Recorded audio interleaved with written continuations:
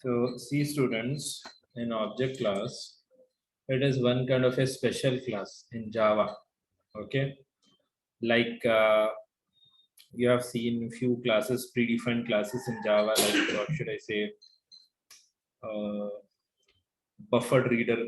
I have explained in last two, 3 classes. What is the purpose of buffered reader? Or scanner class I have explained, right?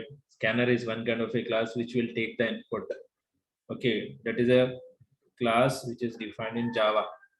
Some purpose it has got. Apart from that, there are some other classes like file writer, file output stream to write something on some files, to read the data, file input stream, or file reader. Like that, some classes are there in Java. Many classes are there in Java. Similarly, object is one kind of a class in Java. Okay, and that class is the super class of all the classes in Java. Okay, that class is the super class of all the classes in Java. So what you have to understand is the all classes in Java, whatever are being defined, they are the subclasses of this object class. Okay, so that is the thing you have to remember.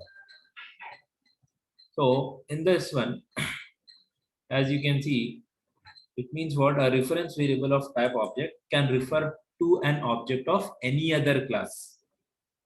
This point I will explain in the program again. Please see. Okay, this means that a reference variable of type object can refer to an object of any other class. Like in this program, this is a referred. It is a reference variable. Okay, which can refer to another object. That I will explain. Don't worry. So that is the point which is to be highlighted with this statement. This means that a reference variable of type object can refer to an object of any other class.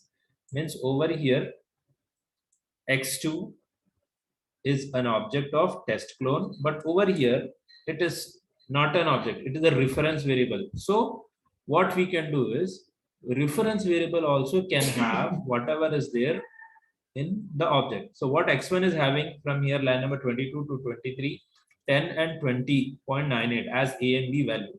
So similarly, x2 can also have it with the help of the object class. We will see that. And try to remember this one also. Since arrays are implemented as classes, a variable of type object can also refer to an array. Okay. So these are the methods which are defined in object class. Okay, the object defines the following methods, which they are, that means which are available in every object. Okay, so see students, few programs are there that are available in page number 472. I'm moving to 472. I'm pressing enter. See here, this is the page number 472. Okay, so you can see over here object, and in this one we will see the demonstration of clone method and one interface, clonable interface. What is the purpose of clone is it creates a new object that is the same as invoking object. Like over here, you can see the output like x1 x1 is an object. At line number 22 and 23, you see a and b are having some values of x1 object. Okay, so that is displayed over here. But whereas there is no assignment of the variables to x2. X2 is not having any variable. You see at line number 24, like at line number 22 and 23, we have got x1.a, x1.b with some values. No. Similarly, is there x1, x2.a, x2.b? No, it is not having any variable. But what we are doing is with line number 24, as you can see, x2 is equals to x1 dot clone test. Means what we are trying to do over here is we are calling a method clone test on x1 objects. Means x1 dot clone test means it will call this method. Inside this method, you have got one code super dot clone that it will return. It will return super dot clone means whatever is available in x1. Whatever is available in x1. What is available in x1? A and b.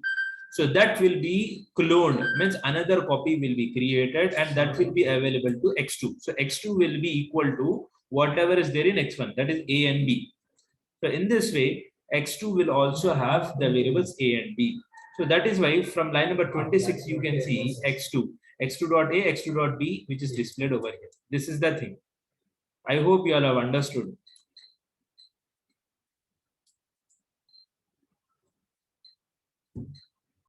So see students, so at page number 471 it is this one, and page number 472 you have got the program. Please try to understand the program and write down. If a question comes in the exam, write about object class means you have to write few points and write this program.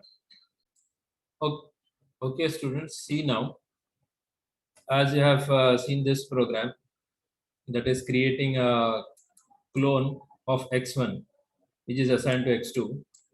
Just try to observe here students. Over here what we are doing is we have written the code in one method clone test. Okay, we have written a method clone test over here. Inside that we are trying to clone with this keyword super dot clone. But in the next program we just see here override the clone method.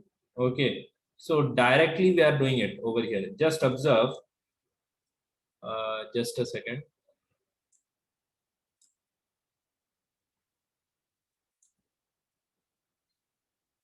I will keep it here. You can observe now. See, this program is over here in the notepad. I'm scrolling down now. In the textbook, you observe same concept, but a different way. You see here. Try to observe the main class, that is clone demo 2, and observe clone demo over here. At line number 24, you see here x1 dot clone test. But whereas over here we are not calling in that way. We are calling x1 dot clone directly. Okay, in test clone. You observe here this thing, this particular test clone is typecasted and x1 dot clone. So means what, from here it will come to this part. Okay, and here it is returning super dot clone. Just observe the code of this one with this part. Okay, in this way also you can perform the cloning.